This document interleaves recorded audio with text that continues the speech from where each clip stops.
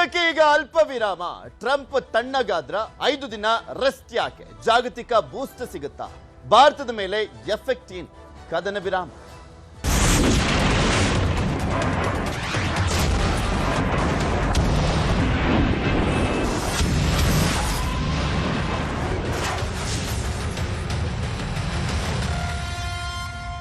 ಈ ಕದನ ವಿರಾಮ ಅನ್ನುವಂಥದ್ದು 25 ದಿನಗಳಿಂದ ನಡ್ಕೊಂಡು ಬರ್ತಾ ಇತ್ತಲ್ಲ ಯುದ್ಧ. ಈ ಕದನ ವಿರಾಮ ಅನ್ನುವಂಥದ್ದು ಶಾಂತಿಗೆ ಮೊದಲ ಹೆಜ್ಜೆನ ಅಥವಾ ಒಂದು ಭಾರಿ ಯುದ್ಧಕ್ಕೆ ಒಂದು ಮುನ್ನುಡಿಯನ್ನ ಬರುವಂತ ನಿಟ್ಟಿನಲ್ಲಿ ಪಾಸ್ ತಗೊಂಡಿದ್ದ ಅನ್ನುವಂಥ ಪ್ರಶ್ನೆ ಇದೆ.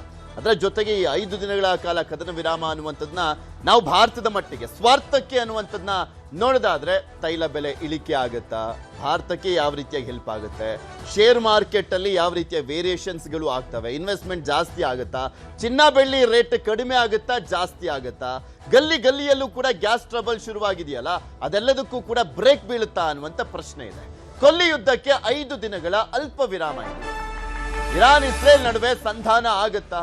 ಯಾಕೆಂದ್ರೆ ಡೊನಾಲ್ಡ್ ಟ್ರಂಪ್ ಹೇಳ್ತಾ ಇದ್ರು ಇರಾನ್ನ ಪ್ರಮುಖರೊಂದಿಗೆ ನಾವು ಮಾತನಾಡ್ತಾ ಇದ್ದೇವೆ, ಗುಡ್ ನ್ಯೂಸ್ ಸಿಗುವಂತ ಚಾನ್ಸಸ್ ಅನ್ನುವಂಥದ್ದು ಹೇಳ್ತಾ ಇದ್ರು. ಆದ್ರೆ ಇರಾನ್ ಮಾತ್ರ ಇದನ್ನು ಒಪ್ಕೊಳ್ತಾ ಇಲ್ಲ. ಅವರಿಗೆ ದೊಡ್ಡ ಮಟ್ಟದಲ್ಲಿ ಆರ್ಥಿಕವಾಗಿ ಪೆಟ್ಟು ಬೀಳ್ತಾ ಇದೆ, ತೈಲದ ಅಭಾವ ಸೃಷ್ಟಿಯಾಗಿರುವಂಥದ್ದು. ಅದಕ್ಕೆ ರೆಡಿ ಆಗ್ಲಿಕ್ಕೋಸ್ಕರ ಈ 5 ದಿನ ಕದನ ವಿರಾಮ ಅಂತ ಹೇಳ್ತಾ ಇದ್ದಾರೆ ಅಂತ ಹೇಳಿದ್ರು. ಇರಾನ್ ಸೆಡ್ ಹೊಡಿತಾ ಇದೆ. ಟ್ರಂಪ್ ಹೇಳಿದ್ರು ಕೂಡ ಟ್ರಂಪ್ ಕದನ ವಿರಾಮ ಘೋಷಣೆ ಮಾಡಿದಾದ್ರೂ ಯಾಕೆ ಅನ್ನುವಂಥ ಪ್ರಶ್ನೆ ಸಹಜವಾಗಿ ಕಾಡ್ತಾ ಇದೆ. ಜಾಗತಿಕ ರಾಷ್ಟ್ರಗಳ ಮೇಲೆ ಏನೆಲ್ಲ ಪರಿಣಾಮ ಬೀರುತ್ತೆ? ಭಾರತಕ್ಕೆ ಕದನ ವಿರಾಮದಿಂದ ಲಾಭ ಏನು? ಆರ್ಥಿಕತೆಗೆ ಬೂಸ್ಟ್ ಸಿಗುತ್ತಾ? ತೈಲ ಬೆಲೆ ಇಳಿಯುತ್ತಾ? ಗಲ್ಲಿ ಗಲ್ಲಿಗೆ ಕೊಳ್ಳಿ ಇಟ್ಟಿದ್ದಂಥ ಗ್ಯಾಸ್ ಸಮಸ್ಯೆಗೆ ತೆರೆ ಬೀಳುತ್ತಾ? ವ್ಯಾಪಾರ, ಷೇರು ಮಾರುಕಟ್ಟೆ ಚೇತರಿಕೆ ಆಗುತ್ತಾ? ಈ ಪ್ರಶ್ನೆಗಳು. ಮತ್ತೊಂದ್ ಕಡೆ ಚಿನ್ನ ಬೆಳ್ಳಿ ದಾಖಲೆ ಕುಸಿತ ಆಗಿತ್ತಲ್ಲ, ಅದು ಕಂಟಿನ್ಯೂ ಆಗುತ್ತಾ ಅಥವಾ ಜಾಸ್ತಿ ಆಗ್ಬಿಡ್ತಾ ಅಂತ? ಯಾಕೆಂದ್ರೆ ಕದನ ವಿರಾಮ ಘೋಷಣೆ ಆಗ್ತಾ ಇದ್ದ ಹಾಗೆ 450 ರೂಪಾಯಿ ಜಾಸ್ತಿ ಆಗ್ಬಿಡ್ತು ಚಿನ್ನದ ರೇಟು, ಹಾಗೆ ಬೆಳ್ಳಿ ರೇಟು ಕೂಡ. ಅಂದ್ರೆ ಯುದ್ಧ ನಡೆದ್ರೇನೆ ಪ್ಲಸ್, ಯುದ್ಧ ಅಂದ್ರೆ ನಿಂತಿದ್ದೇ ಆದ್ರೆ ಚಿನ್ನ ಬೆಳ್ಳಿ ರೇಟು ಕೂಡ ಜಾಸ್ತಿ ಆಗ್ಬಿಡುತ್ತಾ? ನ್ಯೂಸ್ 18ನಲ್ಲಿ ಆರ್ಥಿಕ ತಜ್ಞರಿಂದ ಪಕ್ಕ ಮಾಹಿತಿಯನ್ನ ನಿಮ್ಮ ಮುಂದೆ ಇಡ್ತಾ ಹೋಗ್ತೀವಿ. ಇದೆಲ್ಲದ್ರ ಬಗ್ಗೆನೂ ಕೂಡ ಮಾತನಾಡ್ತಾ ಹೋಗೋಣ. ನಮ್ಮ ಜೊತೆ ಹೂಡಿಕೆ ತಜ್ಞರಾಗಿರುವಂತ ಡಾಕ್ಟರ್ ರುದ್ರಮೂರ್ತಿ ಅವರು ಜಾಯ್ನ್ ಆಗಿದ್ದಾರೆ. ಸರ್, ಕಾರ್ಯಕ್ರಮಕ್ಕೆ ಸ್ವಾಗತ ನಿಮ್ಗೆ. 5 ದಿನಗಳ ಕಾಲ ಕದನ ವಿರಾಮ ಅನ್ನುವಂಥದ್ದನ್ನ ಹೇಗ್ ನೋಡ್ಬೋದು? ನಾನು ಆರಂಭದಲ್ಲಿ ಹೇಳ್ತಾ ಇದ್ದೆ ಸ್ವಾರ್ಥಕ್ಕೆ ನೋಡ್ಬೇಕು, ಭಾರತಕ್ಕೆ ಏನ್ ಲಾಭ ಅಂತ. ಹೇಗ್ ನೋಡ್ತೀರಾ? ನೋಡಿ, ಮೊದಲನೇದಾಗಿ ಟ್ರಂಪ್ ಅವ್ರಿಗೆ ಕ್ಲಾರಿಟಿ ಇಲ್ಲ ಏನ್ ಮಾತನಾಡ್ತಿದ್ದಾರೆ, ಏನ್ ಟ್ವೀಟ್ ಮಾಡ್ತಿದ್ದಾರೆ ಅಂತ. ಫಸ್ಟ್ ಅಲ್ಲಿ ಏನ್ ಹೇಳಿದ್ರು, 48ಗಳ ಕಾಲದ ಗಡಿವನ್ನ ಕೊಡ್ತೀನಿ, ಅಷ್ಟ್ರ ಒಳಗಡೆ ಇರಾನ್ ಏನಾನ ಒಪ್ಪಂದಕ್ಕೆ ಬರ್ಲಿಲ್ಲ ಅಂದ್ರೆ ನಾನು ಅವರ ತೈಲ ಘಟಕದ ಮೇಲೆ ಖಂಡಿತವಾಗ್ಲೂ ಮಿಸೈಲ್ಸ್ ದಾಳಿಯನ್ನ ಮಾಡ್ತೀನಿ, ಅವರ ಎನರ್ಜಿ ಇನ್ಫ್ರಾಸ್ಟ್ರಕ್ಚರ್ಸ್ ಗಳ ಮೇಲೆ ದಾಳಿ ಮಾಡ್ತೀನಿ ಅಂತ 48 ಅವರ್ಸಿನ ಗಡಿವನ್ನ ವೀಕೆಂಡ್ ಅಲ್ಲಿ ಫಸ್ಟ್ ಟ್ರಂಪ್ ಕೊಡ್ತಾರೆ. ಅದಾದ ನಂತರ ಇರಾನ್ ಯಾವುದೇ ರೀತಿಯಾದಂತಹ ಮಣಿಸುವಂತಹ ಅಥವಾ ಅವರು ಯಾವುದೇ ರೀತಿಯಾದ ಸರೆಂಡರ್ ಆಗ್ಲಿಲ್ಲ. ನಂತರ ಟ್ರಂಪ್ ಏನೆ ಅವ್ರು 48 ಅವರ್ಸ್ ಗಡುವು ಮುಗಿಯೋದಕ್ಕೆ ಮುಂಚೆನೆ ನಿನ್ನೆ ಸಾಯಂಕಾಲ ಒಂದು ಟ್ವೀಟ್ ಅನ್ನ ಕೊಡ್ತಾರೆ, ನಮ್ಮ ಮತ್ತೆ ಇರಾನಿನ ಮಾತುಕತೆ ನಡೀತಾ ಇದೆ, ಇನ್ನೊಂದು 5 ದಿವಸದ ಒಳಗಡೆ ಇದು ಮುಗಿಯುವ ಲಕ್ಷಣಗಳು ಕಾಣ್ತಾ ಇದೆ, ಹಾಗಾಗಿ ನಾನು ಖಂಡಿತ ನಮ್ಮ ಡಿಫೆನ್ಸ್ ಮಿನಿಸ್ಟ್ರಿಗೆ ಸಿಸ್ಟಮ್ಗೆ ಎಲ್ಲ ಹೇಳಿದೀನಿ, ಇನ್ನೊಂದು 5 ದಿವಸ ಯಾವುದೇ ದಾಳಿ ಮಾಡಬೇಡಿ, ವೆಯ್ಟ್ ಮಾಡಿ ಅಂತ ಹೇಳಿದೀನಿ ಅಂತ ನಿನ್ನೆ ಇನ್ನೊಂದು ಟ್ವೀಟ್ ಮಾಡಿದ್ರು. ಅದಾದ ನಂತರ ಖಂಡಿತವಾಗ್ಲೂ ಕೂಡ ಎಷ್ಟೊಂದು ಜನಕ್ಕೆ ಖುಷಿ ಸಮಾಚಾರ ಅಂದ್ಕೊಂಡು ಷೇರುಪೇಟೆ ಮೇಲ್ ಹೋಯ್ತು. ನಿನ್ನೆ ಅಮೆರಿಕನ್ ಮಾರ್ಕೆಟ್ ಅಲ್ಲಿ 1000 ಅಂಕಗಳಕ್ಕೂ ಏರಿಕೆಯನ್ನ ಮಾರ್ಕೆಟ್ ಅಲ್ಲಿ ಡೌ ಜೋನ್ಸ್ ಅಲ್ಲಿ ನೋಡಿದ್ವಿ. ಇದೆಲ್ಲ ಆಗ್ತಿದ್ದಾಗ್ಲೇನೆ ಇನ್ನೊಂದು 1 ಅವರ್ ನಂತರ ಇರಾನ್ ಹೇಳ್ತಾ ಇದೆ, ನಮ್ಮ ನಡುವೆ ಯಾವುದೇ ರೀತಿಯಾದಂತಹ ಮಾತುಕತೆ ಆಗ್ತಾ ಇಲ್ಲ, ಟ್ರಂಪ್ ಹೇಳ್ತಿರೋದೆಲ್ಲ ಸುಳ್ಳು, ಅವ್ರು ಖಂಡಿತವಾಗ್ಲೂ ಕಚ್ಚಾ ತೈಲದ ಬೆಲೆಗಳನ್ನ ಇಳಿಸೋದಕ್ಕೋಸ್ಕರ ಅಂತಾರಾಷ್ಟ್ರೀಯ ಮಾರುಕಟ್ಟೆಯಲ್ಲಿ ಹಾಗೂ ಷೇರುಪೇಟೆಯನ್ನ ಏರಿಕೆ ಮಾಡೋದಕ್ಕೋಸ್ಕರ ಇಂಥ ಸ್ಟೇಟ್ಮೆಂಟ್ ಗಳನ್ನ ಟ್ರಂಪ್ ಕೊಡ್ತಾ ಇದ್ದಾರೆ. ನಮ್ಮ ಬಳಿ ಯಾವುದೇ ರೀತಿಯಾದ ಮಾತುಕತೆ ನಡೀತಾ ಇಲ್ಲ, ಆಗ್ತಾ ಇಲ್ಲ ಅಂತಾನೂ ಕೂಡ ಇರಾನ್ ಉತ್ತರ ಕೊಡ್ತು.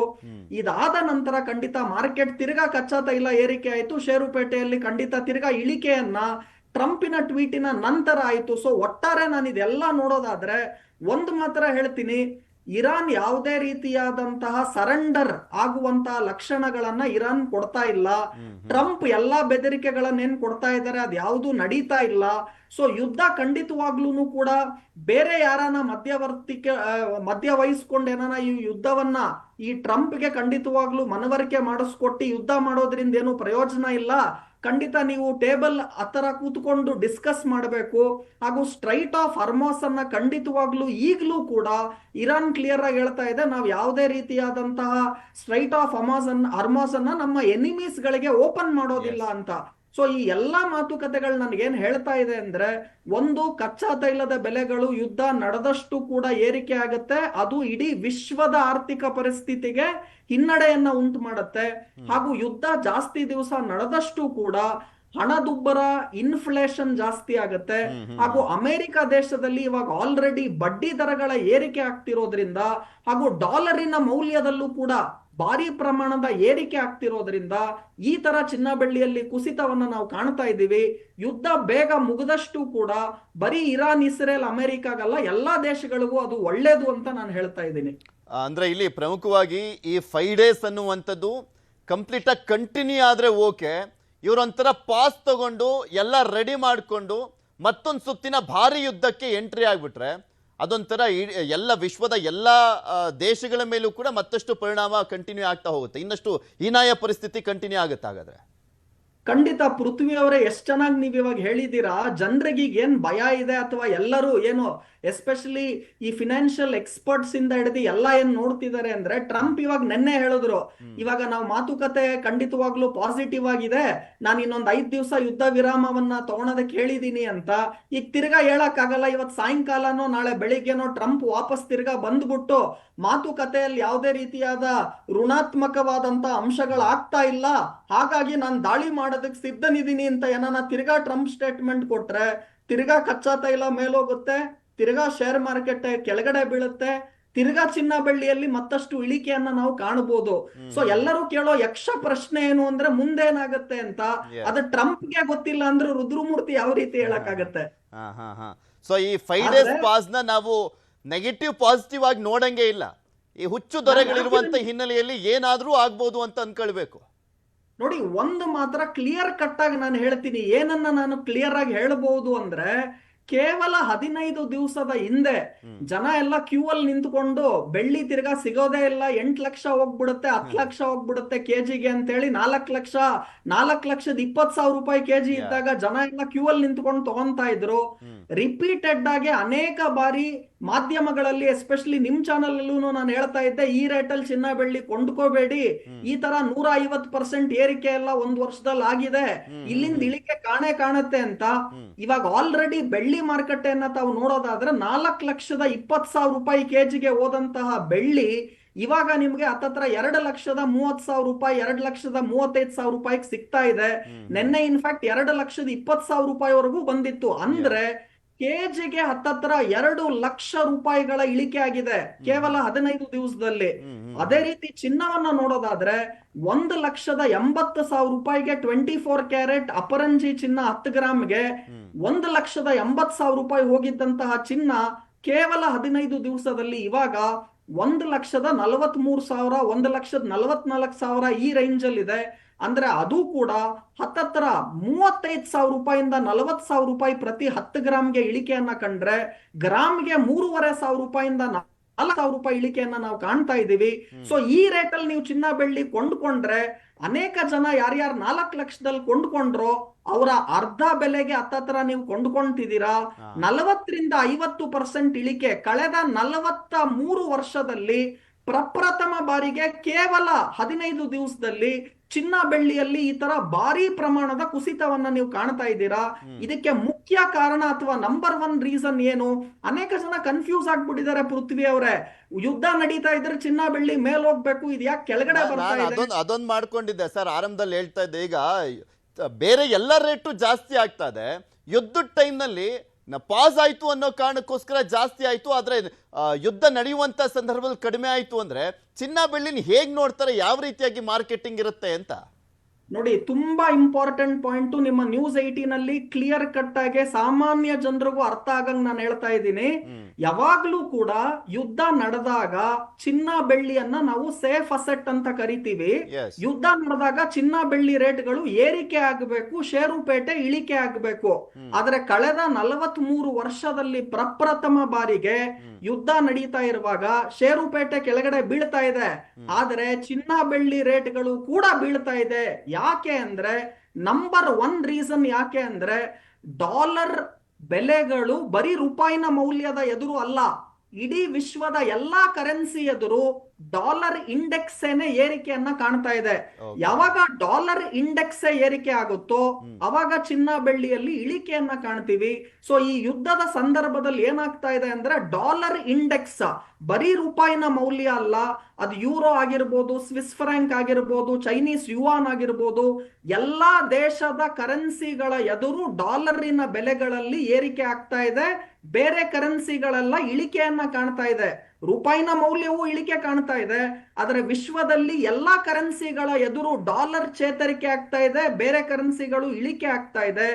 ಡಾಲರ್ ಇಂಡೆಕ್ಸ್ ಜಾಸ್ತಿ ಆಗ್ತಿರೋದ್ರಿಂದ ಯಾವಾಗ ಡಾಲರ್ ಇಂಡೆಕ್ಸ್ ಜಾಸ್ತಿ ಆಗುತ್ತೋ ಚಿನ್ನ ಬೆಳ್ಳಿ ಅಂತಾರಾಷ್ಟ್ರೀಯ ಮಾರುಕಟ್ಟೆಯಲ್ಲಿ ಇಳಿಕೆಯನ್ನ ಕಾಣುತ್ತೆ. ಅದನ್ನ ನಾವಿವಾಗ ನೋಡ್ತಾ ಇದ್ದೀವಿ. ಸೊ ಒಂದ್ ಕಡೆ ಡಾಲರಿನ ಮೌಲ್ಯ ಬರೀ ರೂಪಾಯಿ ಅಲ್ಲ, ಎಲ್ಲಾ ಕರೆನ್ಸಿ ಎದುರು ಡಾಲರಿನ ಮೌಲ್ಯ ಏರಿಕೆ ಆಗ್ತಾ ಇದೆ. ಎರಡನೇ ಮುಖ್ಯ ಕಾರಣ, ತುಂಬಾ ಇಂಪಾರ್ಟೆಂಟ್ ರೀಸನ್ ಏನು ಅಂತ ನೀವು ನೋಡೋದಾದ್ರೆ, ಅಮೆರಿಕ ದೇಶದಲ್ಲಿ ಬಡ್ಡಿ ದರಗಳು ಎಸ್ಪೆಷಲಿ 10 ಇಯರ್ ಬಾಂಡ್ಸ್ ಗಳನ್ನ ತಾವು ನೋಡೋದಾದ್ರೆ ಬಡ್ಡಿ ದರಗಳು ಏರಿಕೆ ಆಗ್ತಾ ಇದೆ.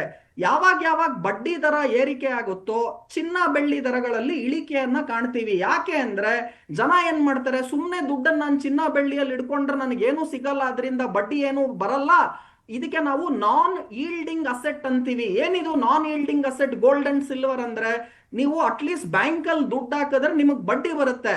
ನೀವು ಚಿನ್ನ ಬೆಳ್ಳಿಯನ್ನು ಇಟ್ಕೊಂತು ಅಂದ್ರೆ ಮನೆಯಲ್ಲಿ ಅದರಿಂದ ನನಗೇನು ಇಂಟ್ರೆಸ್ಟ್ ಅಥವಾ ಬಡ್ಡಿ ಬರೋದಿಲ್ಲ. ಅಮೆರಿಕ ದೇಶದಲ್ಲಿ ಬಡ್ಡಿ ದರಗಳ ಏರಿಕೆ ಆಗ್ತಾ ಇದೆ ಈ ಯುದ್ಧ ನಡೀತಿರೋದ್ರಿಂದ. ಯಾವಾಗ ಅಮೆರಿಕ ದೇಶದಲ್ಲಿ ಬಡ್ಡಿ ದರಗಳ ಏರಿಕೆ ಆಗ್ತಾ ಇದೆಯೋ ಜನ ಎಲ್ಲ ಏನ್ ಮಾಡ್ತಾ ಇದ್ದಾರೆ, ಗೋಲ್ಡ್ ಸಿಲ್ವರ್ ಅನ್ನ ಮಾರಾಟ ಮಾಡಿ ಬಾಂಡ್ ಗಳಲ್ಲಿ ನಾನು ಹೂಡಿಕೆ ಮಾಡಿದ್ರೆ ನನಗೆ ಅಟ್ಲೀಸ್ಟ್ ಇಂಟ್ರೆಸ್ಟ್ ಬರುತ್ತೆ, ಗೋಲ್ಡ್ ಸಿಲ್ವರ್ ಅಲ್ಲಿ ನನ್ಗೇನೂ ಬರೋದಿಲ್ಲ. ಹಾಗಾಗಿ ಚಿನ್ನ ಬೆಳ್ಳಿಯನ್ನ ಮಾರಾಟ ಮಾಡಿ ಬಾಂಡ್ಸ್ ಗಳ ಇನ್ವೆಸ್ಟ್ಮೆಂಟ್ ಗೆ ಹೋಗ್ತಾ ಇದ್ದಾರೆ. ಸೊ ಒಂದ್ ಕಡೆ ಡಾಲರಿನ ಮೌಲ್ಯ ಎಲ್ಲಾ ಕರೆನ್ಸಿ ಎದುರು ಏರಿಕೆ ಆಗ್ತಾ ಇದೆ, ಇನ್ನೊಂದು ಕಡೆ ಬಡ್ಡಿ ದರಗಳಲ್ಲಿ ಏರಿಕೆ ಆಗ್ತಾ ಇದೆ. ಆಮೇಲೆ ವೆರಿ ಇಂಪಾರ್ಟೆಂಟ್ ಥರ್ಡ್ ರೀಸನ್ ಏನು ಅಂದ್ರೆ, ನಿರೀಕ್ಷೆ ಇದ್ದಿದ್ದೇನು ಅಂದ್ರೆ ಈ ವರ್ಷ ಅಮೆರಿಕ ದೇಶದಲ್ಲಿ ಬಡ್ಡಿ ದರಗಳ ಕಡಿತ ಆಗತ್ತೆ ಅಂತ ನಿರೀಕ್ಷೆ ಇತ್ತು. ಆದ್ರೆ ಯುದ್ಧ ಶುರುವಾದ ನಂತರ ಈ ನಿರೀಕ್ಷೆಗಳೆಲ್ಲ ಹೋಗ್ಬಿಟ್ಟಿದೆ. ಬಡ್ಡಿ ದರ ಇಳಿಕೆ ಆಗೋದು ಬಿಟ್ಬಿಡಿ ಏರಿಕೆ ಆಗ್ತಾ ಇದೆ. ಹಾಗಾಗಿ ಚಿನ್ನ ಬೆಳ್ಳಿ ಅಂತಾರಾಷ್ಟ್ರೀಯ ಮಾರುಕಟ್ಟೆಯಲ್ಲೇನೆ ಇಳಿಕೆ ಆಗ್ತಾ ಇದೆ. ವರ್ಲ್ಡ್ ಎಕಾನಮಿ ಡಿಪೆಂಡ್ ಆನ್ ಅಮೆರಿಕಾನ ಹಾಗಾದ್ರೆ? ಖಂಡಿತ. ಯಾಕೆ ಅಂದ್ರೆ ಇಡೀ ವಿಶ್ವ ಇವತ್ತು, ನಿಮ್ಗೊಂದು ಅಂಶ ಹೇಳ್ತಾ ಇದ್ದೀನಿ ಪೃಥ್ವಿ ಅವರೇ, ಇವತ್ತು ಕೂಡ ಭಾರತ ದೇಶದ GDP ಎಷ್ಟಿದೆ ಅಂತ ತಾವು ನೋಡಿ, ಚೈನಾ ದೇಶದ ಎಷ್ಟಿದೆ ಅಂತ ನೋಡಿ, ಅಮೆರಿಕ ದೇಶದ ಎಷ್ಟಿದೆ ಅಂತ ನೋಡಿ. ಅಮೆರಿಕನ್ ಎಕಾನಮಿ ಹತ್ತತ್ರ $30 ಟ್ರಿಲಿಯನ್ ಎಕಾನಮಿ. ಇಂಡಿಯನ್ ಎಕಾನಮಿ ಎಷ್ಟು ಅಂತ ನೀವು ನೋಡಿದ್ರೆ 4 ರಿಂದ 5 ಟ್ರಿಲಿಯನ್ ಡಾಲರ್. 4 ರಿಂದ 5 ಟ್ರಿಲಿಯನ್ ಡಾಲರ್ ಎಲ್ಲಿದೆ, 30 ಟ್ರಿಲಿಯನ್ ಡಾಲರ್ ಎಲ್ಲಿದೆ. ಅದೇ ರೀತಿ ನೀವು ಚೈನಾ ಅನ್ನ ನೋಡೋದಾದ್ರೆ ಅದು ಕೂಡ 19-20 ಟ್ರಿಲಿಯನ್ ಡಾಲರ್. ಅಂದ್ರೆ ಖಂಡಿತವಾಗ್ಲೂ ಇಡೀ ವಿಶ್ವದ ಕಂಪ್ಲೀಟ್ ಸ್ಟ್ರೆಂತ್ ಎಲ್ಲಿ ನಿಮಗೆ ಕಾಣುತ್ತೆ ಅಂದ್ರೆ ಅಮೆರಿಕ ದೇಶದಲ್ಲಿ. ಸೊ ಯಾವಾಗ ಅಮೆರಿಕ ದೇಶದಲ್ಲಿ ಒಂದ್ ಕಡೆ ಬಡ್ಡಿ ದರಗಳ ಏರಿಕೆ, ಮತ್ತೊಂದು ಕಡೆ ಡಾಲರ್ ಮೌಲ್ಯದಲ್ಲೇ ಏರಿಕೆ ಆಗ್ತಿರೋದ್ರಿಂದ ಅಂತಾರಾಷ್ಟ್ರೀಯ ಮಾರುಕಟ್ಟೆಯಲ್ಲಿ $5,500 ಪ್ರತಿ ಔನ್ಸ್ಗೆ ಹೋದಂತಹ ಚಿನ್ನ ಇವಾಗ ಇಳಿಕೆಯನ್ನ ಕಂಡಿ. ಮೊನ್ನೆ ನೀವು ನೋಡೋದಾದ್ರೆ ಹತ್ತತ್ರ $4,000 ಪ್ರತಿ ಔನ್ಸ್ಗೂ ಕೂಡ ಗೋಲ್ಡ್ ಅಂತಾರಾಷ್ಟ್ರೀಯ ಮಾರುಕಟ್ಟೆಯಲ್ಲಿ ಬಂದಿತ್ತು. ಅದೇ ರೀತಿ ಬೆಳ್ಳಿಯನ್ನ ತಾವು ನೋಡೋದಾದ್ರೆ ಅಂತಾರಾಷ್ಟ್ರೀಯ ಮಾರುಕಟ್ಟೆಯಲ್ಲಿ $100 ಜಾಸ್ತಿ ಹೋದಂತಹ ಸಿಲ್ವರ್ ಇವಾಗ $65-70 ಬಂದಿದೆ.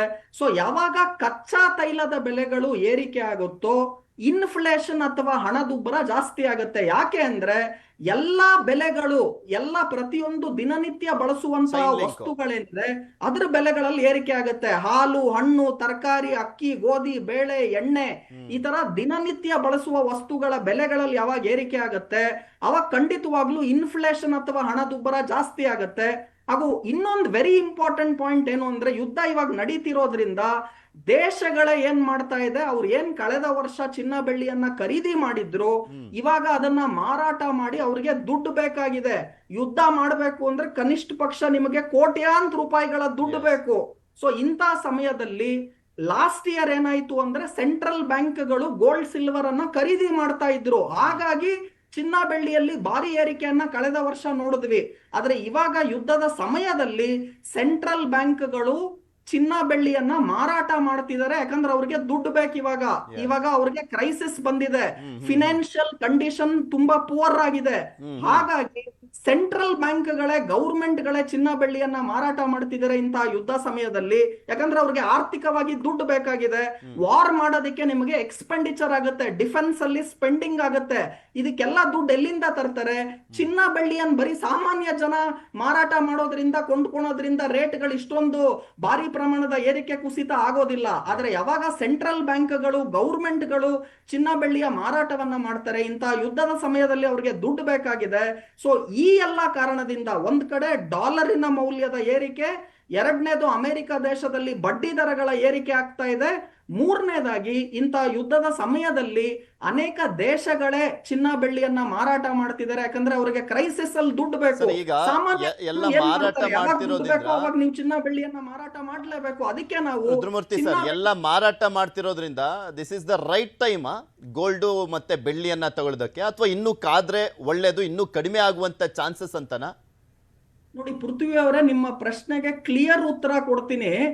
ಯಾರು ಕೂಡ ಲೋಯೆಸ್ಟ್ ರೇಟ್ ಅಲ್ಲಿ ನಾನು ಎಕ್ಸಾಕ್ಟ್ ಆಗಿ ಬೈ ಮಾಡ್ತೀನಿ ಅನ್ನೋದು ಯಾರಿಗೂ ಕೂಡ ಆಗೋದಿಲ್ಲ. ಚಿನ್ನ ಬೆಳ್ಳಿನ ಲೋಯೆಸ್ಟ್ ರೇಟ್ ಬೈ ಮಾಡ್ತೀನಿ, ಹೈಯೆಸ್ಟ್ ರೇಟ್ ನಾನು ಸೇಲ್ ಮಾಡ್ತೀನಿ ಅಂದ್ರೆ ಅದು ಇಬ್ಬರಿಗೆ ಆಗತ್ತಷ್ಟೇ. ಒಂದು ಗಾಡ್ ದೇವರಿಗೆ, ಎರಡನೇದು ಲಯರ್ ಸುಳ್ಳು ಹೇಳೋರಿಗೆ. ಈ ಸುಳ್ಳು ಹೇಳೋರು ಹೇಳ್ತಾರೆ ನಾನು ಎಕ್ಸಾಕ್ಟ್ ಆಗಿ ಇಲ್ಲೇ ಬೈ ಮಾಡ್ಬಿಟ್ಟೆ, ಎಕ್ಸಾಕ್ಟ್ ಆಗಿ ಇಲ್ಲೇ ಮಾರಾಟ ಆಗ್ಬಿಟ್ಟೆ ಅಂತ. ಬಟ್ ಇನ್ನ ಅವ್ರು ಯಾವಾಗ್ಲೂ ಇವತ್ತಿಗೂ ಮುಖೇಶ್ ಅಂಬಾನಿ, ಟಾಟಾ ಬಿರ್ಲಾ, ಬಿಲ್ ಗೇಟ್ಸ್ ಇನ್ನ ಆಗೇ ಇಲ್ಲ. ಸೊ ಆ ಟಾಟಾ ಬಿರ್ಲಾ, ಬಿಲ್ ಗೇಟ್ಸ್ ಆಗೋದಕ್ಕೂ ನೀವು ಎಕ್ಸಾಕ್ಟ್ ಆಗಿ ಲೋ ಅಲ್ಲಿ ಬೈ ಮಾಡಿ ಎಕ್ಸಾಕ್ಟ್ ಹೈ ಅಲ್ಲಿ ಸೆಲ್ ಮಾಡಿದ್ರೆ ಅವ್ರಿಗೆ ಆಗಕ್ ಆಗೋದಿಲ್ಲ. ಇನ್ನ ಈ ಸುಮ್ಮನೆ ಸುಳ್ಳು ಹೇಳೋರನ್ನ ಬಿಟ್ಬಿಡಿ. ಬಟ್ ಒಂದೇನ್ ಹೇಳ್ತೀನಿ ನಾನು ನಿಮಗೆ ಅಂದ್ರೆ, ಈ ಸಮಯದಲ್ಲಿ ಬೆಳ್ಳಿ ನಿಮಗೆ 50% ಡಿಸ್ಕೌಂಟ್ ಸೇಲ್ ಅಲ್ಲಿ ಸಿಗ್ತಾ ಇದೆ. ಸೊ ಈ ಟೈಮಲ್ಲಿ ನಾನು ತಗೋಬೇಕಾ ಅಂದ್ರೆ, ನೀವ್ ಇವಾಗ ಬೆಳ್ಳಿ ನಾನೊಂದು ಕೆಜಿ ಬೆಳ್ಳಿ ತಗೋಬೇಕು ಅಂತ ಇದ್ದೆ ಅನ್ಕೊಳ್ಳಿ, ಅಟ್ಲೀಸ್ಟ್ ಒಂದು 250 ಗ್ರಾಮ್ ಅಥವಾ 500 ಗ್ರಾಮ್ ಅರ್ಧ ಕೆಜಿ ಬೆಳ್ಳಿಯನ್ನ ಇವತ್ತಿನ ರೇಟ್ ಅಲ್ಲಿ ತಗೊಳ್ಳಿ. ಇನ್ನೊಂಚೂರು ಇಳಿಕೆ ಆಯ್ತಾ, ಅವಾಗ ಮತ್ತಷ್ಟು ಖರೀದಿಯನ್ನ ಇನ್ನೊಂದು 250 ಗ್ರಾಮೋ ಇನ್ನೊಂದು 500 ಗ್ರಾಮೋ ತಗೋಬಹುದು. ಸೊ ನೀವ್ ಏನ್ ತಗೋಬೇಕು ಅಂತಿದ್ದೀರಾ ಇವತ್ತು, ಅದರ ಒಂದು ಭಾಗ, ಇವಾಗ ಫಾರ್ ಎಕ್ಸಾಂಪಲ್ ನೀವು 1 ಕೆಜಿ ತಗೋಬೇಕು ಅಂದ್ರೆ ಅದನ್ನೊಂದು 4 ಭಾಗ ಮಾಡಿ, 250 ಗ್ರಾಮ್ 250 ಗ್ರಾಮ್ ಆತರ 4 ಭಾಗ ಮಾಡಿ ಒಂದು ಭಾಗವನ್ನ ಇವಾಗ ಖರೀದಿ ಮಾಡಿ. ಯಾಕಂದ್ರೆ ಆಲ್ರೆಡಿ ನಿಮಗೆ 50% ಹತ್ತತ್ರ ಇಳಿಕೆ ಬೆಳ್ಳಿಯಲ್ಲಾಗಿದೆ. ಇನ್ನೊಂಚೂರು ಇಳಿಕೆ ಆಯ್ತಾ, ಇನ್ನೊಂದು 250 ಗ್ರಾಮ್ ಇನ್ನೊಂದು ಭಾಗವನ್ನ ಖರೀದಿ ಮಾಡಿ. ಇನ್ನೊಂಚೂರು ಇಳಿಕೆ ಆಯ್ತಾ, ಇನ್ನೊಂದು ಅಟ್ಲೀಸ್ಟ್ 3ನೇದು 4ನೇ ಭಾಗವನ್ನ ಖರೀದಿ ಮಾಡಿ. ಇಲ್ಲ ಇಳಿಕೆ ಆಗ್ಲಿಲ್ಲ ಅಂದ್ರೆ ಈಗ ಆಲ್ರೆಡಿ ಏನ್ ಒಂದು ಭಾಗವನ್ನ ನೀವು ಹೂಡಿಕೆ ಮಾಡಿದೀರಾ, ಅದು ನಿಮಗೆ ಖಂಡಿತವಾಗ್ಲೂ ಲಾಭ ಕೊಡುತ್ತೆ. ಸೊ ಪೀಸ್ ಮೀಲ್ ಅಥವಾ ಹಂತ ಹಂತವಾಗಿ ಅಥವಾ ವಿಂಗಡಣೆ ಮಾಡಿ ಹೂಡಿಕೆ ಮಾಡಿ. ಲಂಸಮ್ ಆಗಿ ಎಲ್ಲಾ ದುಡ್ಡನ್ನ ಒಂದೇ ಟೈಮ್ಗೆ ಹಾಕಿ ಹೂಡಿಕೆ ಮಾಡಬೇಡಿ. ಅದು ಚಿನ್ನ ಆಗಿರ್ಲಿ ಬೆಳ್ಳಿ ಆಗಿರ್ಲಿ. ಆಮೇಲೆ ಯಾರು ಕೂಡ ಇಷ್ಟು ಲೋಯೆಸ್ಟ್ ಲೆವೆಲ್ ಬಂದ್ಬಿಡುತ್ತೆ. ಈಗ ಉದಾಹರಣೆಗೆ ನಾನು ಹೇಳ್ತಿದ್ದೀನಿ, 2 ಲಕ್ಷ ಬರ್ಬೋದು, 1,80,000 ಬರ್ಬೋದು, ಅದಕ್ಕೂ ಜಾಸ್ತಿ ಕುಸಿತ ಆಗತ್ತೆ ಅಂತ ನಿರೀಕ್ಷೆ ಮಾಡಬೇಡಿ ಬೆಳ್ಳಿಯಲ್ಲಿ. ಸೊ ಹಂಗಾಗಿ ಇವಾಗ ಆಲ್ರೆಡಿ 2,20,000 25,000 ಇವಾಗ ಏನಿದೆ ರೇಟು, ಆ ರೇಟಲ್ಲಿ ನಾನು ಒಂದು ಭಾಗವನ್ನ ಖರೀದಿ ಮಾಡ್ತೀನಿ. ನಾನು ಅದು ಬೇಡ, ನಾನು ಕರೆಕ್ಟ್ ಆಗಿ 1,80,000 ಬಂದಾಗೆ ಖರೀದಿ ಮಾಡ್ತೀನಿ ಅಂದ್ರೆ, ನಾಳೆ ಏನಾನ ಈ ಟ್ರಂಪ್ ಬಂದ್ಬಿಟ್ಟು ಇನ್ನೊಂದು ಸ್ಟೇಟ್ಮೆಂಟ್ ಕೊಟ್ಟು ಯಾವುದೇ ರೀತಿಯಾದ ಯುದ್ಧ ಕಂಟಿನ್ಯೂ ಆಗಲ್ಲ ಅಂತ ಬಂದ್ರೆ ಇವಾಗಿರುವ ಬೆಲೆ ನಿಮಗೆ ತಿರ್ಗಾ ಸಿಗೋದಿಲ್ಲ. ಬರೀ ಟ್ರಂಪ್ ಒಬ್ಬರ ಮೇಲೆ ನಿಂತಿಲ್ಲ, ಇರಾನ್ ಯಾವ ತರ ರೆಸ್ಪಾಂಡ್ ಮಾಡುತ್ತೆ, ಇಸ್ರೇಲ್ ಇನ್ನೊಂದ್ ಕಡೆ ಹೇಳ್ತಾ ಇದೆ ಅಮೆರಿಕ ಏನಾನ ಮಾತಾಡ್ಕೊಂಡ್ಲಿ ನನ್ನ ಪಾಡಿಗೆ ನಾನು ಯುದ್ಧವನ್ನ ಮುಂದುವರಿಸ್ತೀನಿ ಅಂತ. ಇಸ್ರೇಲ್ ಯುದ್ಧವನ್ನ ಮುಂದುವರಿಸ್ತಾ ಇದೆ. ಸೊ ಅಮೆರಿಕ ಮಾತನ್ನ ಇಸ್ರೇಲ್ ಕೇಳ್ತಾ ಇಲ್ಲ ಅಂದ್ರೆ ಇನ್ ಇರಾನ್ ಎಲ್ಲಿಂದ ಕೇಳುತ್ತೆ? ಸೊ ನಾನು ಏನ್ ಹೇಳ್ತೀನಿ ಅಂದ್ರೆ, ಲೋಯೆಸ್ಟ್ ರೇಟ್ ಇನ್ನ ಕಡಿಮೆ ಬಂದ್ಬಿಡುತ್ತೆ, ನಾನು ಅಲ್ಲೋಗಿ ಎಲ್ಲಾ ಖರೀದಿ ಮಾಡ್ತೀನಿ ಅನ್ನೋ ಬದಲು ಇವಾಗ ಆಲ್ರೆಡಿ 50% ಇಳಿಕೆ ಬೆಳ್ಳಿಯಲ್ಲಿ ಆಗಿದೆ. 40 ವರ್ಷಕ್ಕೆ ಇದು ಪ್ರಪ್ರಥಮ ಬಾರಿಗೆ ಕೇವಲ 15 ದಿವಸದಲ್ಲಿ ಈ ತರ ಭಾರಿ ಪ್ರಮಾಣದ ಇಳಿಕೆ ಆಗಿರೋದು. ಹಾಗಾಗಿ ಒಂದು ಭಾಗವನ್ನ ಇವತ್ತು ಖರೀದಿ ಮಾಡಿ. ಎಲ್ಲಾ ಇನ್ವೆಸ್ಟ್ಮೆಂಟ್ ಇವತ್ತೇ ಹೋಗ್ಬಿಟ್ಟು ಫುಲ್ ತಗೊಂಡ್ಬಿಡಿ ಅಂತ ನಾನು ಹೇಳ್ತಾ ಇಲ್ಲ, ಆದ್ರೆ ಅಟ್ಲೀಸ್ಟ್ ಒಂದು ಪೋರ್ಷನ್ ಆಫ್ ಇನ್ವೆಸ್ಟ್ಮೆಂಟ್ ಅನ್ನ ಇವತ್ತು ಮಾಡೋದು ಒಳ್ಳೇದು ಅಂತ ಹೇಳ್ತಿದ್ದೀನಿ. ಅದರ ಭಾರಿ ಕುಸಿತವನ್ನ ಇಲ್ಲಿಂದ ಬೆಳ್ಳಿ ಚಿನ್ನದಲ್ಲಿ ನಿರೀಕ್ಷಿಸಬೇಡಿ. ನನ್ನ ಪ್ರಕಾರ 2 ಲಕ್ಷ ರೂಪಾಯಿ 1,80,000 ರೂಪಾಯಿ ಪ್ರತಿ ಕೆಜಿಗೆ ಬಂದ್ರೆ ಬರಬಹುದು. ಅದಕ್ಕೂ ಕೆಳಗಡೆ ನಿರೀಕ್ಷೆಯನ್ನ ಬೆಳ್ಳಿಯಲ್ಲಿ ಇಟ್ಕೋಬೇಡಿ, ಅದಕ್ಕೂ ಕೆಳಗಡೆ ಬರುತ್ತೆ ಅಂತ. ಅದೇ ರೀತಿ ನೋಡೋದಾದ್ರೆ ನನ್ ಪ್ರಕಾರ ಇವಾಗ ಏನ್ 1,40,000 1,45,000 ಈ ರೇಂಜ್ ಅಲ್ಲಿ ಇದೆ ಚಿನ್ನ. ನನ್ ಪ್ರಕಾರ ಒಂದು 1,30,000 1,25,000 ವರೆಗೂ ಬರಬಹುದು. ನಾನ್ ಮಾತನಾಡ್ತಾ ಇರೋದು 24 ಕ್ಯಾರೆಟ್ ಶುದ್ಧ ಚಿನ್ನ. ಅದಕ್ಕೂ ಜಾಸ್ತಿ ಪ್ರಮಾಣದ ಇಳಿಕೆಯನ್ನ ನಿರೀಕ್ಷಿಸಬೇಡಿ. ಈಗಿರುವ ಬೆಲೆಯಿಂದ ಲೆಕ್ಕ ಹಾಕಿದ್ರೆ ಒಂದು 5-10% ಇಳಿಕೆ ಬರಬಹುದು. ಆದ್ರೆ ಇದೇ ರೇಟ್ ಅಲ್ಲೇನೆ ಒಂದು ಭಾಗದ ಹೂಡಿಕೆಯನ್ನ ಮಾಡಿ ಅಂತ ನಾನು ಖಂಡಿತವಾಗ್ಲೂ ಹೇಳ್ತೀನಿ. ಇದಕ್ಕಿನ್ನ ಮ್ಯಾಕ್ಸಿಮಮ್ ಅಂದ್ರೆ ಒಂದು 5 to 10% ಹೋಗ್ಬೋದು ಅಷ್ಟೇ, ಬಿಟ್ರೆ ಆಲ್ಮೋಸ್ಟ್ ಸ್ಟೇಬಲ್ ಇರುತ್ತೆ ಅದು ಆ ರೇಟ್ಗಳಲ್ಲಿ. ಖಂಡಿತ ಪೃಥ್ವಿಯವರ ಏನಾಗುತ್ತೆ ಗೊತ್ತಾ, ಇವಾಗ ಇನ್ನೊಂದು 5-10% ಇಳಿಕೆ ಬಂದೇ ಬರುತ್ತೆ ಅಂತ ಇವಾಗ ಯಾರು ಖರೀದಿ ಮಾಡದೆ ಸುಮ್ಮನ್ ಕೂತಿರ್ತಾರೋ, ನಾಳೆ ಮೇಲ್ ಹೋಗಿದ ತಕ್ಷಣ ತಿರ್ಗಾ ಅವ್ರ ಏನ್ ಹೇಳ್ತಾರೆ ಅಂದ್ರೆ ನಾನು ತಗೋಬೇಕಿತ್ತು ಮಿಸ್ ಮಾಡ್ಬಿಟ್ಟೆ ಅಂತ. ಅದೇ ಇನ್ ಕೆಲವ್ರು ಏನ್ ಮಾಡ್ತಾರೆ, ಎಲ್ಲಾ ದುಡ್ಡು ಇವತ್ತು ಹಾಕ್ಬಿಡ್ತಾರೆ. ನಾಳೆ ಏನಾನ ಒಂದ್ 5% ಇಳಿಕೆ ಆಗ್ಬಿಟ್ರೆ ಅಯ್ಯೋ ನಾನು ನೆನ್ನೆ ತಗೋಬಾರ್ದಿತ್ತು, ನಾಳೆ ತಗೊಂಡಿದ್ರೆ 5% ಕಡಿಮೆ ಆಗ್ತಿತ್ತು ಅಂತ. ಇದೆಲ್ಲ ಹೈಂಡ್ ಸೈಟ್ ಅಲ್ಲಿ ಚೆನ್ನಾಗ್ ಕಾಣುತ್ತೆ. ಈಗ ಮೊನ್ನೆ ತುಂಬಾ ಚೆನ್ನಾಗಿ ನನಗೆ ಒಂದ್ ಮಾತು ಗ್ಯಾಪ್ನ ಬಂತು. ಏನ್ ಗೊತ್ತಾ, ಯಾರೋ ನನಗೆ ಹೇಳಿದ್ರು, ರುದ್ರಮೂರ್ತಿ ಅವರೇ ನೀವು CA ಮಾಡಬಾರ್ದಿತ್ತು, ನೀವು ಚೆನ್ನಾಗಿ ಚಿಕ್ಕ ಹುಡುಗರಲ್ಲಿ ಓದ್ಬಿಟ್ಟಿದ್ರೆ ಈಗ IAS ಆಫೀಸರ್ ಆಗ್ಬಿಟ್ಟಿದ್ರೆ ಇಲ್ಲ ಟೀ ಮಾರಿದಿದ್ರೆ ನೀವು ಮೋದಿ ಆಗ್ಬಿಡ್ಬೋದಿತ್ತು ಅಂತ. ಇಷ್ಟ ಚೆನ್ನಾಗಿ ಗೈಡ್ ಮಾಡಕ್ ಸಿಗ್ತಾ ಇರ್ಲಿಲ್ಲ ಅಂತ. ಅಂದ್ರೆ ಪೃಥ್ವಿ ಅವರೇ ನಾನು ಏನ್ ಹೇಳ್ತೀನಿ ಗೊತ್ತಾ, ಹಿಂಗ ಆಗ್ತಿತ್ತು ಹೋಗ್ತಿತ್ತು ಅನ್ನೋದನ್ನ ನಂಬ್ಕೊಂಡ್ ಜೀವನ ಮಾಡೋದಕ್ ಆಗೋದಿಲ್ಲ. ಹೈಂಡ್ ಸೈಟ್ ಅಂದ್ರೇನು, ಮುಂದೆ ಎಲ್ಲ ಆದ್ಮೇಲೆ ಈಗ ಯಾರೋ 4 ಲಕ್ಷದಲ್ಲಿ ಬೆಳ್ಳಿ ತಗೊಂಡವ್ರು ಏನಕ್ಕೆ ತಗೊಂಡ್ರು ಅಂದ್ರೆ ಅಲ್ಲಿಂದ 8 ಲಕ್ಷಕ್ಕೆ ಹೋಗುತ್ತೆ ಅಂತ ನಿರೀಕ್ಷೆಯಲ್ಲಿ ತಗೊಂಡ್ರು. ಇವತ್ ಬೆಳ್ಳಿ 2,30,000 ಬಂದಾಗ ಅವ್ರಿಗೆ ಏನ್ ಅನ್ನಿಸ್ತು, ಅಯ್ಯೋ ನಾನು ತಗೋಬಾರ್ದಿತ್ತು ಅಂತ. ಅದೇ ಇವತ್ತೇನ ಬೆಳ್ಳಿ 5 ಲಕ್ಷ ಇದ್ದಿದ್ರೆ ಅಯ್ಯೋ ನಾನು ಒಳ್ಳೆ ಕೆಲಸ ಮಾಡಿದೆ 4 ಲಕ್ಷಕ್ಕೆ ತಗೊಂಡ್ಬಿಟ್ಟೆ ಅಂತ. ಈ ತರ ಹೈಂಡ್ ಸೈಟ್ ಅಲ್ಲಿ ಇದೆಲ್ಲ ಚೆನ್ನಾಗ್ ಕಾಣುತ್ತೆ. ಅದೇ ನೀವು ಚೆನ್ನಾಗಿ ಓದ್ಬಿಟ್ಟಿದ್ರೆ ಇಷ್ಟೊತ್ತಿಗೆ IAS ಆಫೀಸರ್ ಆಗಬಹುದಿತ್ತು, ಅದು ಆಗ್ಬೋದಿತ್ತು, ಅದು ಆಗ್ತಿತ್ತು ಹೋಗ್ತಿತ್ತು ಅನ್ನೋದನ್ನ ಮಾತನಾಡೋದು ಬಿಟ್ಟು ಈಗಿರುವ ಬೆಲೆಗಳಲ್ಲಿ ಖಂಡಿತವಾಗ್ಲೂ ಒಂದು ಭಾಗವನ್ನ ಹೂಡಿಕೆ ಮಾಡಿ ಅಂತ ಹೇಳ್ತಿದ್ದೀನಿ. ಭಾರಿ ಪ್ರಮಾಣದ ಕುಸಿತವನ್ನ ನಿರೀಕ್ಷಿಸಬೇಡಿ. ಆದ್ರೆ ನಾಳೆ ಭಾರಿ ಪ್ರಮಾಣದ ಕುಸಿತ ಆಗಬಹುದಾ?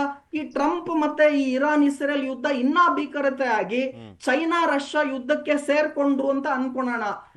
ಆಮೇಲೆ ಬೇರೆ ದೇಶಗಳು ಕದನ ವಿರಾಮ ಅನ್ನುವಂಥದ್ದು ಫೇಲ್ ಆಗಿದ್ದೆ ಆದ್ರೆ ವರ್ಸ್ಟ್ ಸಿನಾರಿಯೋ ಅಂದ್ರೆ ಏನ್ ನೋಡ್ತಾ ಇದ್ದೀರಾ, ಹೇಗ್ ನೋಡ್ತಾ ಇದ್ದೀರಾ? ನೋಡಿ, ನನ್ನ ಪ್ರಕಾರ ಪರ್ಸನಲಿ ಹೇಳ್ತಾ ಇದ್ದೀನಿ, ಇಲ್ಲಿ ಇರಾನ್ ತಲೆಭಾಗದಿರ್ಲಿ, ಫಸ್ಟ್ ಟ್ರಂಪ್ ಅವರ ಈಗೋ ಅನ್ನ ಬಿಡಬೇಕು. ಟ್ರಂಪ್ ಏನಾಗೋಗಿದೆ ಅಂದ್ರೆ ಇದು ಈಗೋ ಪ್ರಶ್ನೆ ಆಗಿದೆ. ಫಸ್ಟ್ ಶುರುವಾಗಿದ್ದು ಇಸ್ರಾಯೇಲ್ ಮತ್ತೆ ಇರಾನಿನ ಯುದ್ಧ, ಅಮೆರಿಕ ಅದ್ರಲ್ಲಿ ಸೇರ್ಕೊಂತು. ಈಗ ಏನಾಗಿದೆ ಅಂದ್ರೆ ಅಮೆರಿಕ ಮಾತನ್ನ ಇಸ್ರೇಲ್ ಕೇಳ್ತಾ ಇಲ್ಲ, ಇನ್ನು ಇರಾನ್ ಎಲ್ಲಿಂದ ಕೇಳುತ್ತೆ? ಈ ಯುದ್ಧ ಇನ್ನ ಭೀಕರತೆಯನ್ನ ಪಡ್ಕೊಂಡ್ರೆ ಒಂದು ಅವ್ರ 3 ಜನದ ನಡುವೆ ಏನು ಯುದ್ಧ, ಇವಾಗ USA ಇಸ್ರೇಲ್ ಒಂದ್ ಕಡೆ, ಇರಾನ್ ಒಂದ್ ಕಡೆ ಯುದ್ಧ ಮುಂದುವರೆದ್ರು ಕೂಡ ಇರಾನ್ ಒಂದು ಚೆನ್ನಾಗಿ ಗೊತ್ತಿದೆ, ಸ್ಟ್ರೈಟ್ ಆಫ್ ಹರ್ಮಾಸ್ ನನ್ ಕೈಲಿ ಇರೋದ್ರಿಂದ ನಾನು ಈ ಸ್ಟ್ರೈಟ್ ಆಫ್ ಹರ್ಮಾಸ್ ಅನ್ನು ಎಷ್ಟು ಕಂಟ್ರೋಲ್ ಮಾಡ್ತೀನೋ ಇಡೀ ವಿಶ್ವದ ಎನರ್ಜಿ ಏನಿದೆ, ಕಚ್ಚಾ ತೈಲ ಆಗಿರ್ಬೋದು, LPG ಗ್ಯಾಸ್ ಆಗಿರ್ಬೋದು, ಇದನ್ನ ನಾನು ಕಂಟ್ರೋಲ್ ಮಾಡಬಹುದು ಅಂತ ಇರಾನ್ ಗೊತ್ತಿದೆ. ಸೊ ಇರಾನ್ ಬಳಿ ಮಿಲಿಟರಿ ಅಥವಾ ಅವ್ರ ಬಳಿ ಇರುವ ಮಿಸೈಲ್ಸ್ ಗಳು, ಡಿಫೆನ್ಸ್ ಸಿಸ್ಟಮ್ಸ್ ಗಳು ಅದೆಲ್ಲ ಅಮೆರಿಕ ಕಂಪೇರ್ ಮಾಡಿದ್ರೆ ಖಂಡಿತವಾಗ್ಲೂ ಕಡಿಮೆ ಇದೆ. ಆದ್ರೆ ಅಮೆರಿಕ ಬಳಿ ಸ್ಟ್ರೈಟ್ ಆಫ್ ಹರ್ಮಾಸ್ ಇಲ್ವಲ್ಲ, ಅಲ್ಲಿ ನೀವು ಚೋಕ್ ಮಾಡಿದಾಗ, ಆಮೇಲೆ ನಾನು ಈಗ ಹೇಳ್ತಾ ಇದ್ದೀನಿ ನಿಮಗೆ, ಇಲ್ಲಿ ಸ್ಟ್ರೈಟ್ ಆಫ್ ಹರ್ಮಾಸ್ ಅಲ್ಲಿ ಬರೀ ನಿಮಗೆ LPG ಮೂವ್ಮೆಂಟ್, ಕಚ್ಚಾ ತೈಲದ ಮೂವ್ಮೆಂಟ್ ಮಾತ್ರ ಅಲ್ಲ, ಅನೇಕ ಇಂಟರ್ನೆಟ್ ಗಳು ಇಡೀ ವಿಶ್ವದಲ್ಲಿ ಇವತ್ತೇನ್ ನೀವು ನೋಡ್ತಾ ಇದ್ದೀರಾ, ಅನೇಕ AI ಆರ್ಟಿಫಿಷಿಯಲ್ ಇಂಟೆಲಿಜೆನ್ಸ್ ಏನೇನ್ ನೀವು ನೋಡ್ತಿದ್ದೀರಾ, ಅದೇ ಸ್ಟ್ರೈಟ್ ಆಫ್ ಹರ್ಮಾಸಿನ ಸಮುದ್ರದ 200 ಅಡಿ ಕೆಳಗಡೆ ಈ ಇಂಟರ್ನೆಟ್ ಕೇಬಲ್ಸ್ ಗಳೆಲ್ಲ ಇದೆ. ಮುಂದಿನ ದಿನಗಳಲ್ಲಿ ಏನಾನ ಇರಾನ್ ನಿರ್ಧಾರ ಮಾಡ್ಬಿಟ್ಟು ನೀವು ಅಮೆರಿಕ ನಮ್ಗೆ ಇಷ್ಟೊಂದು ತೊಂದರೆ ಕೊಡ್ತೀರಾ, ಇಸ್ರೇಲ್ ಇಷ್ಟೊಂದು ತೊಂದರೆ ಕೊಡ್ತೀರಾ, ನಾನು ಒಳಗಡೆ ಇರುವಂತಹ ಏನು ಇಂಟರ್ನೆಟ್ಗೆ ಬೇಕಾದಂತಹ ಕೇಬಲ್ಸ್ ಗಳೆಲ್ಲ ಇದೆ ಅದನ್ನ ಕಟ್ ಮಾಡ್ತೀನಿ ಅಂತ ನಾನು ಮಾತನಾಡಿದ್ರೆ ನಿಮ್ಗೆ ಎಷ್ಟು ಕ್ರೈಸಿಸ್ ಆಗತ್ತೆ ಅಂತ ಯೋಚನೆ ಮಾಡಿ. ನಾನು ಇವತ್ತು ಇಲ್ಲಿ ಕೂತ್ಕೊಂಡು ಝೂಮ್ ಲಿಂಕ್ ಮುಖಾಂತರ ಅಥವಾ ಇಂಟರ್ನೆಟ್ ಮುಖಾಂತರ ಅಲ್ಲಿ ಅಮೆರಿಕಲ್ಲಿ ಏನ್ ನಡೀತಾ ಇದೆ, ಇಸ್ರೇಲ್ ಅಲ್ಲಿ ಏನ್ ನಡೀತಿದೆ, ನಾನು ನನ್ನ ಈ ಟಾಕ್ ಏನ್ ಕೊಡ್ತಿದ್ದೀನಿ ನಿಮ್ಗೆ, ಇವತ್ತು ನಾನು ಎಲ್ಲಾನ ಕೂತ್ಕೊಂಡು ಝೂಮ್ ಲಿಂಕ್ ಮುಖಾಂತರನು ಮಾತನಾಡಬಹುದು. ನಿಮ್ಗೆ ಇಂಟರ್ನೆಟ್ ಗೆ ತೊಂದರೆ ಮಾಡ್ತು ಅಂದ್ರೆ ಮುಂದಿನ ದಿನಗಳಲ್ಲಿ, ಆಮೇಲೆ ಈ ಕಚ್ಚಾ ತೈಲಕ್ಕೆ ಆಲ್ಟರ್ನೇಟಿವ್ ಇದೆ ನಮಗೆ, ನಾವು ಬೇರೆ ಗ್ರೀನ್ ಎನರ್ಜಿ ಇದೆ, ಹೈಡ್ರೋಜನ್ ಇದೆ, ನಾವು ಇದನ್ನೆಲ್ಲ ಬಳಸಬಹುದು. ಆದ್ರೆ ಒಂದು ತಿಳ್ಕೊಳ್ಳಿ, ಇದೆಲ್ಲ ನಾಳೆ ಬೆಳಗ್ಗೆ ಆಲ್ಟರ್ನೇಟಿವ್ ಸೋರ್ಸ್ ಅನ್ನ ಸೆಟ್ ಮಾಡೋದಕ್ಕೆ ಆಗೋದಿಲ್ಲ, ಟೈಮ್ ತಗೊಳುತ್ತೆ. ಸೊ ಹಾಗಾಗಿ ಪ್ರೆಸಿಡೆಂಟ್ ಎಸ್ಪೆಷಲಿ ನಾನೇನ್ ಕೇಳ್ತಾ ಇದ್ದೀನಿ ಅಂದ್ರೆ ಬೇರೆ ದೇಶಗಳ ಪ್ರೈಮ್ ಮಿನಿಸ್ಟರ್ ಪ್ರೆಸಿಡೆಂಟ್ ಗಳು ಯಾರಿದ್ದಾರೆ ಅವರು ಕೂಡ ಟ್ರಂಪ್ ಒಂಚೂರು ಬುದ್ಧಿವಾದ ಹೇಳಿ ಅವ್ರಿಗೊಂದು ನೊಬೆಲ್ ಪ್ರೈಸ್ ಕೊಟ್ಬಿಟ್ಟು ದಯವಿಟ್ಟು ಶಾಂತಿಯನ್ನ ಕಾಪಾಡ್ಕೊಳಪ್ಪ, ನಿನ್ ನೊಬೆಲ್ ಪ್ರೈಸ್ ಕೊಡ್ತೀವಿ ಅಂತ ಅಟ್ಲೀಸ್ಟ್ ಹೇಳ್ಬಿಟ್ಟು, ಈ ಮಕ್ಕಳುಗಳಿಗೆ ಓದಲ್ಲ ಅಂದ್ರೆ ಚಾಕ್ಲೇಟ್ ಕೊಡ್ತೀನಿ ಓದು, ಇಲ್ಲ ಗೊಗಾಯ ಬಂದ್ಬಿಡುತ್ತೆ ಓದು ಅಂತ ಸರ್ ಹೇಳಿದ್ರೆ ಊಟ ಕೊನೆಯದಾಗಿ ಮಾಡ್ಕೊಂತಾರಲ್ಲ. ರುದ್ರಮೂರ್ತಿ ಸರ್, ಕೊನೆಯದಾಗಿ ಒಂದು ಕೇಳಬೇಕು, ಈಗ ಇನ್ವೆಸ್ಟರ್ಸ್ ಈ ಪ್ಯಾನಿಕ್ ಸೆಲ್ ಆಗ್ಬೇಕಾ ಅಥವಾ ಹೋಲ್ಡ್ ಮಾಡ್ಬೇಕಾ ಅಂತ ಅನ್ಸುತ್ತಾ? ನೋಡಿ, ಇದಕ್ಕೆ ಉತ್ತರ ಕೊಡೋದು ವೆರಿ ಸಿಂಪಲ್. ಏನು ಅಂದ್ರೆ ಇಂತಹ ಸಮಯದಲ್ಲಿ ಮಾರಾಟ ಮಾಡ್ಕೊಂಡು ಆಚೆ ಬರೋದ್ರಿಂದ ಏನೂ ಪ್ರಯೋಜನ ಇಲ್ಲ. ಏನಿದೆ ಅದನ್ನ ಹೋಲ್ಡ್ ಮಾಡಿ, ಲಾಂಗ್ ಟರ್ಮ್ಗೆ ಯೋಚನೆ ಮಾಡಿ. ಶಾರ್ಟರ್ ಟರ್ಮ್ಗೆ ಪೈನ್ ಖಂಡಿತವಾಗ್ಲೂ ಕಂಟಿನ್ಯೂ ಆಗುವ ಸಂದರ್ಭಗಳಿದೆ. ಇಂತಹ ಸಮಯದಲ್ಲಿ survival is more important than growth automatic ಆಗಿ ಆಮೇಲೆ ಬರುತ್ತೆ. ಸೊ ಇಂತಹ ಪ್ಯಾನಿಕ್ ಸಮಯದಲ್ಲಿ ಬರೀ ಲಾರ್ಜ್ ಕ್ಯಾಪ್ ಶೇರ್ಸ್ ಗಳಲ್ಲಿ, mid cap small cap shares ಗಳನ್ನ ಅವಾಯ್ಡ್ ಮಾಡಿ. ಆಮೇಲೆ ನಿಮಗೆ ಗೊತ್ತಿರುವಂತಹ ಫಂಡಮೆಂಟಲಿ ಸ್ಟ್ರಾಂಗ್ ಕಂಪನೀಸ್ ಗಳಲ್ಲಿ ಮಾತ್ರ ಇರಿ. ಬೌನ್ಸ್ ಬ್ಯಾಕ್ ಖಂಡಿತವಾಗ್ಲೂ ಆಗಬೇಕು, ಅದರ ಟೈಮ್ ತಗೊಳತ್ತೆ ಅನ್ನೋದು ಮಾತ್ರ ಹೇಳ್ತೀನಿ. Okay, thank you so much sir. ನಮ್ಮ ವೀಕ್ಷಕರಿಗೆ ತುಂಬಾ ಚೆನ್ನಾಗಿ ವಿಶ್ಲೇಷಣೆ ಮಾಡ್ತಾ ಏನಾಗ್ಬೋದು, ಏನಾಗ್ತಾ ಇದೆ, ಮತ್ತು ನೀವೇನು ಮಾಡಬೇಕು ಅನ್ನುವಂಥದ್ದನ್ನ ತಿಳಿಸ್ಕೊಟ್ಟಿದ್ದಕ್ಕೆ thank you so much Rudramurthy sir, ಇಷ್ಟೊತ್ತಕ ಜಾಯ್ನ್ ಆಗಿದ್ದಕ್ಕೆ. ಸೊ ಕದನ ವಿರಾಮ ಇದೆ ಈ ಸಂದರ್ಭದಲ್ಲಿ, ಇದು ಶಾಂತಿಗೆ ದಾರಿ ಮಾಡಿಕೊಡುತ್ತಾ ಅಥವಾ ಮತ್ತೊಂದು ಬಿರುಗಾಳಿಗೆ ಮುನ್ನುಡಿಯನ್ನ ಬರೆಯುತ್ತಾ ಅನ್ನುವಂಥದ್ದು ಕಾದು ನೋಡೋಣ. ಇದಾಗಿತ್ತು ಇವತ್ತಿನ ಮಾತುಕತೆ. ನೋಡ್ತಾ ಇರಿ ನ್ಯೂಸ್ 18, ಜಾಲ ನಮ್ಮದು, ಬಲ ನಿಮ್ಮದು.